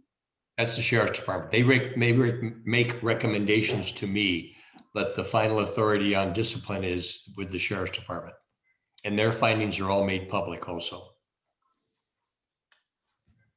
Okay. Sorry, as you answer, I'm just getting more questions. If the findings are made public, are also the consequence that officer face also made public, or No. is that kept informal? No, it's there's state law that prohibits me in most cases from making public. If I suspend a deputy for 3 to 5 days, I can't do a press release and say deputy so-and-so was suspended for 5 days. There's laws that prevent me from doing that. I have mixed emotions about that. There's been some legislation that allows me to now release in certain cases the discipline that was taken, which I think is healthy. Before we could do that, there was always the perception that, well, we gave it to the sheriff, he said he did something, but he swept it under the rug. Now, in certain cases involving certain violations, that can be made public. And I think that's healthy for law enforcement and allows the public to say, hey, they do hold their people accountable. Where when I couldn't say anything, the deputies didn't like this law. I had mixed emotions about it. I think the big picture, it's better when I can release the results of discipline in certain cases that shows that we are holding our employees accountable. Thank you. And our chair, I believe, is our final hands up speaker. Yes, thank you, Sheriff Gore and Kelly Martinez for your presentation. I do have some concerns. Number one, I'm going to ask a question. In regards to the promotion to the number 2 position, what was that process? Well, I make the determination since she's works directly under me. The undersheriff works directly under me. And although it would be unusual, the people that were considered were, the rank structure of the sheriff's department is commanders. Like there's, help me, Kelly, 9 commanders, 8 or 9 commanders, 3 assistant sheriffs, and 1 undersheriff. It was commanders and above that were considered for the position, although I could have gone lower. There's no real restrictions on who I would appoint to that position. Okay, so it's an internal promotion process primarily? Yes. Okay. I'm the Leon Williams San Diego County Human Relations Commission. Our main goal is to promote positive human relations. Am I correct? I want to say that this could have been a great opportunity. Let me back up first. I watched all these protests during COVID, and protests are not new. We can go all the way back to Rodney King. I mean, we're in Black History Month, and all the protests are being promoted from way back in the day. So first of all, protests are not new. And what concerns me is when I watch the most recent protests from Earl McNeil, from the La Mesa protests, Proud Boys, and I'm watching them because I'm not, back in the day, I would have been out there acting up on the streets just like the rest of the folks, right? But I am now 68 years old and I'm watching and sheltering in place and I'm watching them from TV, right? So as a resident watching them, it created a whole lot of obvious trauma. But what I want to say is the opportunity to promote your number 2 position should have involved, or did it involve, community input. No, That is where we have got to, we got to do a better job of promoting. It's back to Sam, I think Commissioner Choi and Commissioner Ananya talking about optics and promoting positive human relations. And that was a great opportunity. Your number 2 person, and I just looked up some of her background, the higher, but it is the position that I'm focusing on that really we could have created a wonderful promotion of positive human relations. So in the future, please involve the community. Have some sort of a process where the community, because I watch Facebook, I see all the negative about the sheriff's department. And I'm not saying it's all true. I'm just saying it's negative. How can we promote positive human relations? And I'm just saying as an example of that particular promotion process, and there are others I could speak to as well. We have an opportunity to change the way we're doing things in the County of San Diego in order to promote positive human relations, particularly in the era that we're living in now, number 2. And in regards, and also in response to that, I heard you kept saying we're in the learning process. We're in the learning process. Well, protests are not new.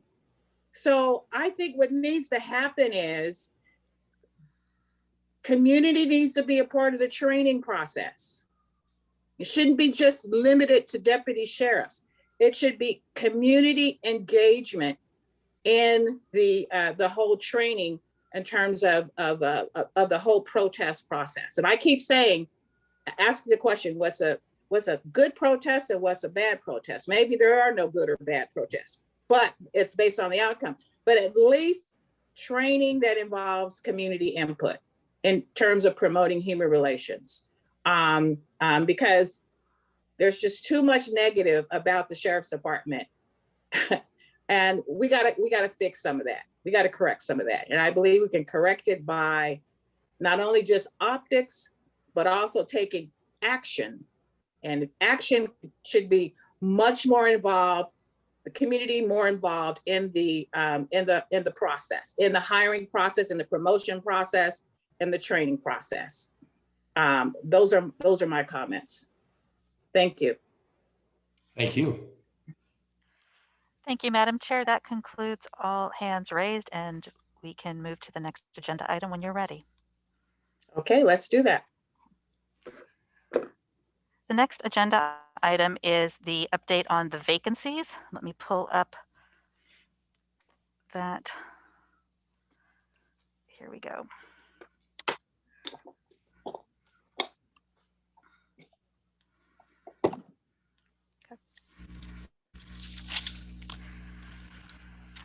So as the commission is aware, it has 2 vacancies for its own commission nominated seats. And the individuals in those 2 seats that are no longer there represented the youth demographic. To date, we've received 55 applications, which have all been provided to the commission members as part of the agenda packet. And today I'll provide a brief overview of the updated commission demographics to assist you all in informing your nomination process that is reflective of the demographics, diversity, and culture of the region, including representation of age, gender, socioeconomic status, ethnicity, culture, religion, sexual orientation, and geographical distribution. So the process, quickly, as you'll recall, is that you receive the updated commission demographics that is to then determine communities where there are opportunities for increased representation, review the applications that were received, and then submit to staff by February 28th, 3 names. And the process was laid out in the agenda letter also with more details with the dates. The staff would then compile the names and numbers of the times names were listed, provide that to the commission prior to the next meeting. And then at March 4th, it would discuss the names from that shortened list and make its nominations. In regards to the geographical distribution, generally each supervisorial district has 20% of the county population. Currently on the commission, you can see the representation percentages which makes sense as districts 1, 2, and 3 all recently termed off, and the members termed off as concurrent with those supervisors terming off. And then we had a vacancy from an appointment out of D5.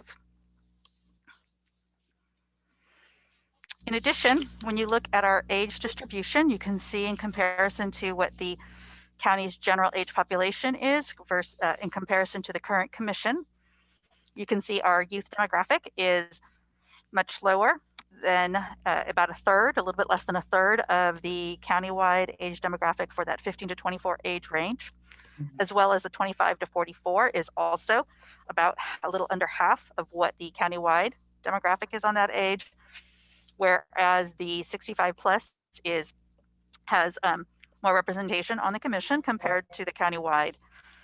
And lastly, the 45 to 64 is about 9 percentage points difference. In regards to ethnicity, oh, I apologize for the conversion. The PDF went off, the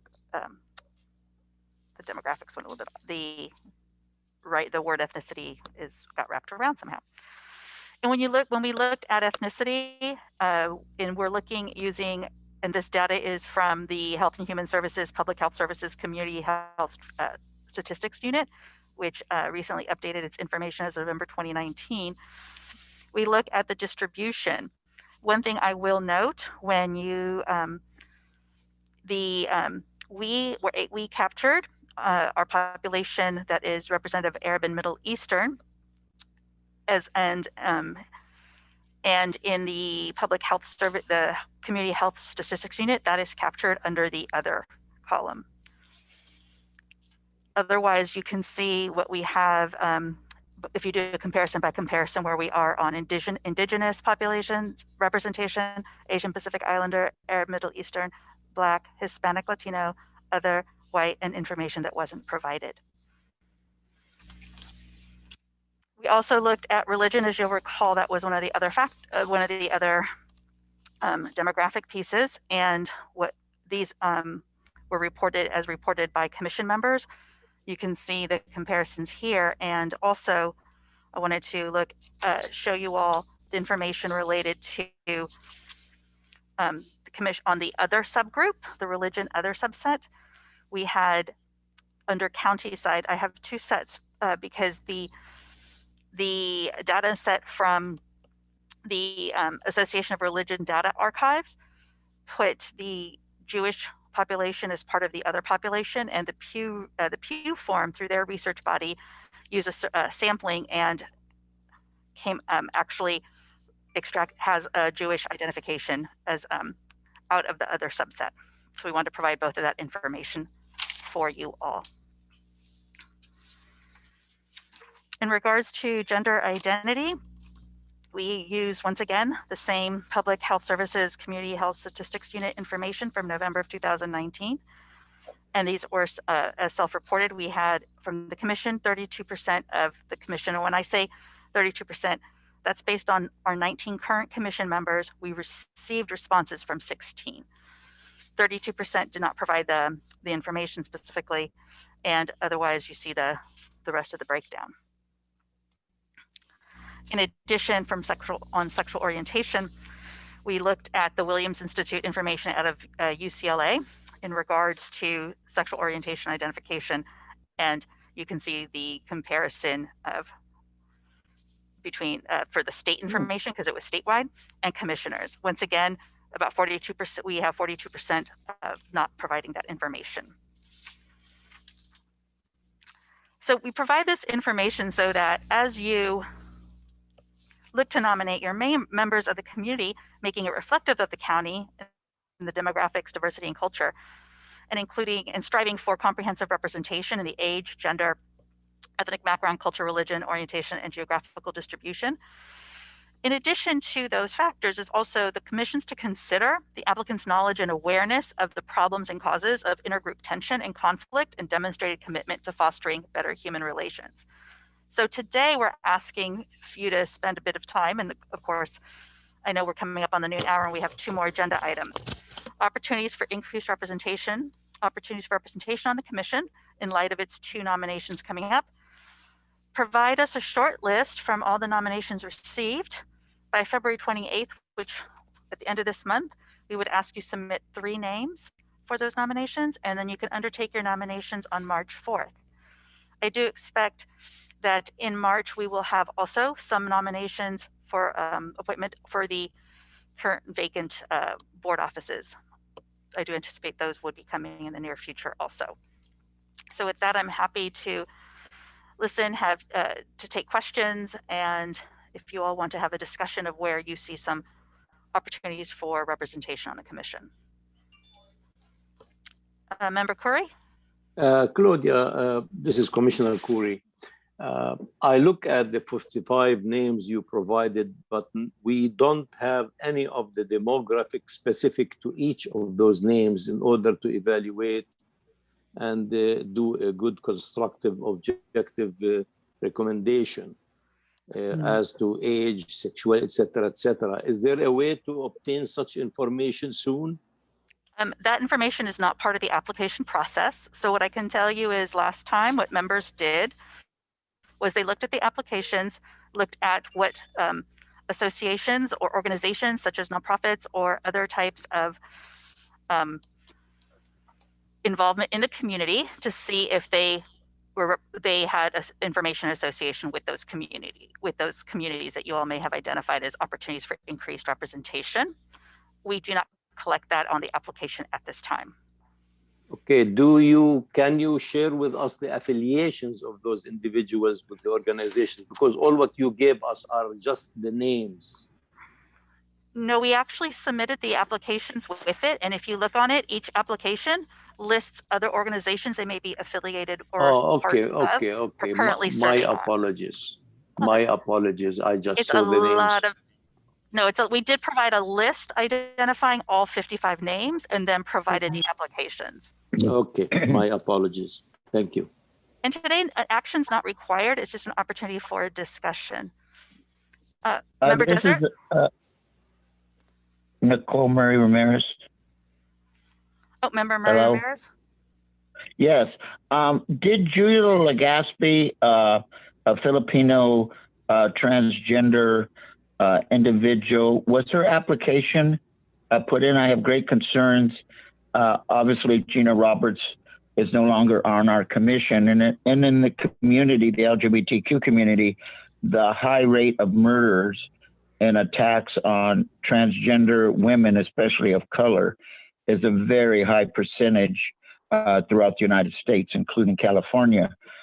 So I'm just wondering if that application was put forth. Julia Legaspi, there is an application by Julia Legaspi. All right, thank you. Member Desert? I wanted to lift up my comment from the chat that it would be great if we could track cisgender versus transgender folks. I know that detail is newer for the county, but we, given what our mission is, I would hold us to a higher standard. Gender includes cisgender people, non-binary people, and transgender people. And I would highly encourage us to think about how we can reflect our commitment to the inclusion of the transgender and non-binary community by the way we track our demographics internally. We appreciate that, and we'll report back that information so that we recognize that tracking. Thank you so much. Thank you. Yes. I have a question. It's probably naive. Can commission members recommend candidates or potential applicants, or do we wait until we actually have a meeting? So the commission members can encourage people to apply. They do need to submit an application, and then that application becomes part of the information that the entire commission can consider. And then what we're asking for is the commission members to take the current applications it has before them, and I create a short list. Now, if you review the applications and make a determination you'd like to see additional or more applications, you all have the option to do that, but you can certainly encourage people within your networks or other individuals to apply and submit those applications consistent with, I think I provided you all the link that people can submit their applications to. Thank you. And member Anaya had his hand up. Yeah, I have a quick question. Are we tied to this time frame? And the reason I ask is because when the county, when the Board of Supervisors appoints their 10 folks, it will significantly change the demographics again, and we have no control over those demographics based on what who their preference is, right? And these last 2 remaining seats give us the opportunity to really look back and say who's not at the table, you know, and I would be more comfortable appointing those 2 individuals or making recommendations based on a board that's already somewhat complete, if possible. So I'm just curious if, again, if we're stuck to this time frame, if there's any way to have those appointments in place before we fill in the blanks. Member Anaya, it is at the commission's discretion. There's not a bylaw requirement regarding the timing of these 2 replacement slot nominations. So certainly your comments, should the commission want to await the board's appointments, that is certainly an option that you all can take. We had just provided the information based on the demographics and the request earlier of the commission, but understand certainly your comments are well taken in regards to timing and opportunity. And is there any timing on when we can expect a Board of Supervisors to make their recommendations and their appointments, or are they kind of just as they can? Can we request them to make them sooner rather than later? And then my last question, and it goes back to George's Commissioner George, his comments about demographic information. It sounded to me you mentioned that these are 2 youth related seats. That's a little more complicated to kind of flesh out in the current application without having an idea of who the 15 to 24-year-olds are, you know, based on associations. So what understandable. And last, what we suggest is in looking at their affiliated organization is you want some, if youth is an area that is an opportunity for increased representation, looking at what organizations are they affiliated with? Are they organizations that advocate on behalf of youth, for example, is just, and also whether or not some members maybe have knowledge about these individual applicants as to some of their demographic, you know, some of that information. They may know them to be a recent graduate of high school or college, or a person within that age frame. So that is another opportunity, but certainly we leave it to the commission and we defer to the commission on the timing of these nominations by the commission. This is Commissioner Ramirez. I agree with Commissioner Naira concerning us waiting. In my communication with Supervisor Reamer and Vargas, they have already selected their appointees. So maybe we could make them fast track or ask them. I'm sure they would be willing to let us know who these 4 are. But I think that we should wait till we see the lay of the land, as it were. And my understanding is some nominations we can anticipate some nominations for appointment, I believe in March, and I believe it's anticipated their first meeting in March potentially, but I don't know if all will be at that time. So we can return at a future date, awaiting the nominations if that's the will of the commission, and return to this item. I know we're at noon, Madam Chair. We have items left. There was one particular item I thought that the commission may already be aware of, but I certainly wanted to do justice to it and introduce the new director for the Office of Equity and Racial Justice. I'm happy to introduce Andrew Strong as the new director of Office and Racial of Equity. Sorry about that. The Office of Equity and Racial Justice. It was a national recruitment and selection process that involved a variety of community involvement and input. He has a diverse background and spent 9 years in the U.S. Navy as a hospital corpsman before settling in San Diego. He joined the county in the Human Resources Department and quickly promoted into key leadership positions, including the Chief of Staff for the Chief Administrative Officer. which implements the policy directives of the board and manages day-to-day operations in the county. In this role, many of you have known him because he's worked with community and county leaders to develop and implement strategies to address inequities, disparities, and disproportionality in our most underserved communities. He's worked to build and strengthen relationships between the County of San Diego and community partners. And Andrew has a passion for making government leadership reflective of all the people we serve. So I'm honored to present to you all the new director for the Office of Equity and Racial Justice, Andrew Strong. Thanks, Claudia. And speaking of interview processes, wow. Yeah. That was intense, but it was well worth it. And honestly, I wouldn't have wanted to accept this position if it didn't go through that type of process. So I really appreciate community being there. And I'll be quick. I just want y'all to know that I'm not waiting to get to work. Already got it. No shortage of board directive initiatives that are coming down the pike, and already moving forward, hiring staff. So be on the lookout for 2 recruitments for group program managers within the next couple of weeks. And I'll be sending out those recruitments to all of you all because we want to cast a broad net to try to get some good folks in the county to do this important work. So just very excited. And I'm also going to be reaching out to each one of you individually so I can make sure we connect on a deeper personal level, so we can make sure we bring in all your concerns and all your thoughts on these important issues. So I just want to say I really appreciate all the support. If you have concerns, if you have thoughts, anything that you want to reach out to me about, feel free. Don't hesitate. Just very excited to be working on this. Thank you, Andrew. Madam Chair, we did have one more agenda item, which is the upcoming officer elections, the overview of the process that was sent in the agenda packet with a list of dates. We recognized in that agenda letter that we may need to, that if we were not able to get to the item, we could move dates over one because the bylaws require that the process start in March. It does. Okay. So given that, this is just a quick summary of the dates that were taken out of the agenda letter regarding when to express interest, when the information for having information for consideration received. We can still move forward with that on this schedule. That's not a prohibition.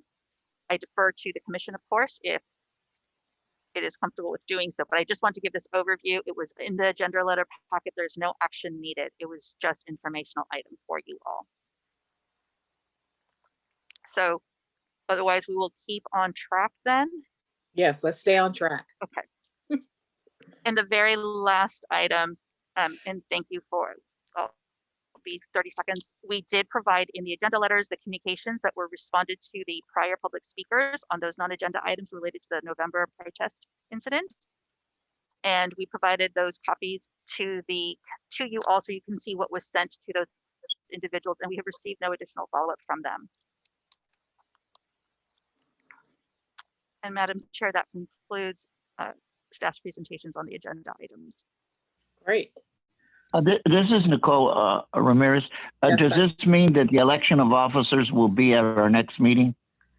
It's a 2-step process. The next meeting, people will indicate their intent or desire to be considered and have up to 3 minutes to make a statement as to why they're interested in being considered for either chair or vice chair or both. And that's March 4th. That to indicate that interest is March 4th as suggested in the agenda. All right, thank you. Thank you. Madam Chair, that concludes our staff members, and I apologize, the next meeting is not today. The next meeting is March 4th. Okay. Great. Well, let's call this meeting adjourned. You guys have a great week and great work. Let's keep moving forward. Take care. Well, thank you. Bye, everybody.